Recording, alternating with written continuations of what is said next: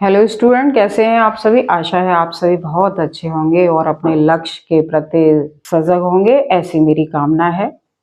आज मैं आप लोगों के लिए जो रूपक अलंकार और जो उसके अंग होते हैं उन्हें लेकर आई हूँ। तो आइए चलिए शुरू करते हैं कि रूपक अलंकार क्या होता है, किसे कहते हैं रूपक अलंकार। तो सबसे पहले हम जानेंगे कि रूपक अलंकार की जो पहचान है आप कैसे करेंगे और उसका अर्थ क्या होता है। तो रूपक अलंकार की पहचान क्या है कि पहचान पंक्ति में क्या आना चाहिए, योजक चिन्ह आना चाहिए। क्या आना चाहिए योजक चिन्ह आना चाहिए। और रूपक का अर्थ क्या होता है, रूप से युक्त। क्या होता है, रूप से युक्त रूपक अलंकार का अर्थ होता है। अब चलिए आइए हम इसकी परिभाषा जान लेते हैं कि क्या है। जहां गुण की अत्यधिक समानता के कारण उपमेय में उपमान का भेद रहित आरोप हो। जहां गुण की समानता के कारण, अत्यधिक समानता के कारण उपमेय में उपमान का भेद रहित आरोप हो। तो आपको रूपक के साथ क्या जोड़ना है, ट्रिक के रूप में भेद रहित आरोप जोड़ना है और इस योजक का ध्यान रखना है। देखिए मैंने यहाँ छोटी सी ट्रिक लिखी है, रूपक योजक भेद रहित आरोप। अगर आप यहाँ इस तरह से यहाँ आप अपने उसको मस्तिष्क में सेट कर लेंगे, बसा लेंगे, तो निश्चित रूप से आप रूपक का अर्थ समझ जाएंगे कि क्या होता है रूपक अलंकार का अर्थ। चलिए आइए अब हम उदाहरण जान लेते हैं कि क्या होता है इसका उदाहरण। कि उदित उदयगिरी मंच पर रघुबर बाल पतंग, और अगली लाइन इसकी है, बिकसे संत सरोज सबु हर्षे लोचन भृंग। तो अब यहां देखिए, ये तुलसीदास द्वारा कृत पंक्तियां हैं और धनुष भंग से ली गई हैं। और इसका अर्थ भी मैं आपको बता देती हूं कि उदयांचल पर्वत रूपी मंच पर, मंच गिरी, गिरी माने पर्वत, रघुबर यानी कि श्री राम, बाल और बाल रूपी श्री राम ने पतंग, और पतंग या कौन है, पतंग दिनकर दिवाकर रवि भास्कर पतंग, ये सूर्य के पर्यायवाची हैं। तो सूर्य रूपी बालक श्री राम ने जैसे ही कदम बढ़ाया, जैसे ही कदम बढ़ाया, तो यहां पतंग का मतलब सूर्य है और रघुबर बाल यानी रघुबर श्री राम यानी बालक श्री राम, और कैसे हैं, सूर्य रूपी बालक हैं। तो इसीलिए यहाँ जो उपमेय है वो क्या है, ये रघुबर बाल यानी उपमेय है। और यहाँ पर जो पतंग है वो कौन है, वो उपमान है। तो अब आप यहाँ देख सकते हैं कि कल भी मैंने आपको बताया था कि जिसका जिससे क्या किया जाए, तुलना की जाए, जिसकी जिससे या जिसका जिससे। तो यहाँ उपमेय जिसका यानी किसका, रघुबर बाल, जिसका, और जिस किससे की जा रही है, पतंग से यानी सूर्य भगवान से की जा रही है। तो इसीलिए यहाँ कौन सा अलंकार बनता है, यहाँ रूपक अलंकार बनता है। आइए दूसरा उदाहरण देख लेते हैं। मैया मैं तो चंद्र खिलौना लइयो। तो आप यहाँ देख सकते हैं कि यहाँ योजक चिन्ह भी है और यहाँ पर भी योजक चिन्ह था। तो ये योजक चिन्ह ही आपको ये बताएगा कि यहाँ पर रूपक अलंकार है। और चंद्र खिलौना यानी चंद्रमा के समान क्या, खिलौना, चंद्रमा रूपी खिलौना। तो यहाँ मैया मैं तो चंद्र खिलौना लइयो, छोटे से भगवान श्री कृष्ण है जो अपनी माता यशोदा से कहते हैं कि हे माँ मुझे तो चंद्रमा रूपी खिलौना ही चाहिए।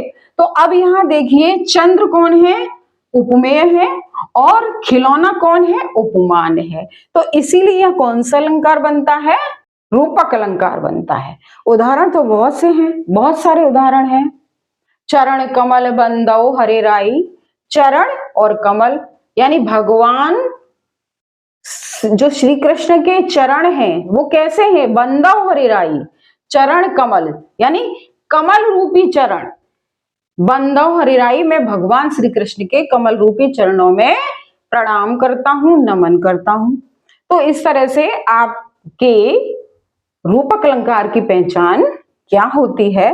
आइए अब हम इसके भेद जान लेते हैं कि रूपक अलंकार के कितने भेद होते हैं। तो रूपक अलंकार के 3 भेद होते हैं। नंबर 1 सांग रूपक, नंबर 2 निरंग रूपक और नंबर 3 परंपरित रूपक। तो अब हम जान लेते हैं कि ये जो सांग रूपक है वो क्या होता है। सांग रूपक अलंकार क्या होता है कि जहां उपमेय पर उपमान का सर्वांग आरोप हो।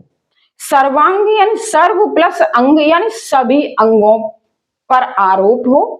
जहां उपमेय पर उपमान का सर्वांग आरोप हो यानी उपमान का सभी अंगों पर क्या हो, आरोप हो, तो वह अलंकार होता है, वह सांग रूपक अलंकार होता है।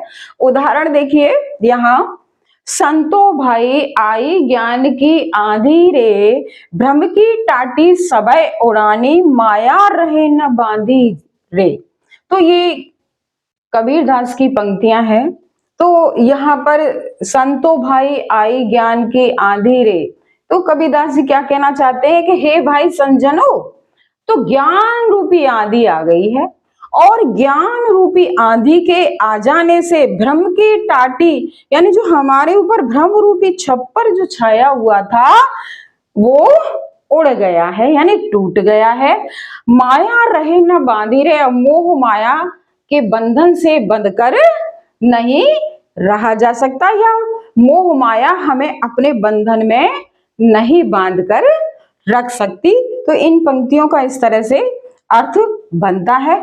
आइए हम थोड़ा ये स्पष्टीकरण भी हम जान लेते हैं कि यहाँ देखिए क्या है, ज्ञान में जो आंधी है, ज्ञान में जो आंधी है, ज्ञान में आंधी है, जो ज्ञान क्या है, आंधी है, भ्रम में टाटी है और माया में रस्सी का क्या है, आरोप है। माया में रस्सी का आरोप है यानी माया रूपी रस्सी से बांध कर नहीं रखा जा सकता। ये उपमेय एक दूसरे से क्या रखते हैं, संबंध रखते हैं, एक दूसरे से संबंध रखते हैं और इनमें ही उपमानों का प्रयोग किया गया है, इसीलिए यहाँ सांग रूपक अलंकार आपका बनता है। आशा है आपको समझ में आया होगा। अब हम दूसरा जान लेते हैं, सेकंड नंबर पर जो है निरंग रूपक। ठीक, इसका क्या है, विपरीत परिभाषा है। जहां उपमेय पर उपमान का सर्वांग आरोप ना हो, वहां है आरोप हो और यहाँ है सर्वांग आरोप ना हो, तो वहां निरंग रूपक अलंकार आपका बनता है। बंधव गुरुपद कंज, गुरुपद कंज, कंज माने होता है सुंदर और बंधव माने वंदना करना, गुरुपद माने गुरु के चरणों में। तो अब यहाँ ये स्पष्टीकरण में आप देख लीजिए कि यहाँ जो गुरु पद में ही जो कंज का आरोप है, गुरु के जो पद हैं वो कैसे हैं, सुंदर हैं। आरोप है गुरु पद कौन है, उपमेय है और क्या के अंगों में जो कंज क्या है, वो कंज उपमान है का आरोप, जो कंज है उपमान का आरोप इसमें सिद्ध नहीं हो रहा है, इसीलिए यहाँ कौन सा अलंकार बनता है, निरंग रूपक अलंकार बनता है। और आइए अब हम जान लेते हैं कि पारंपरिक रूपक अलंकार क्या होता है।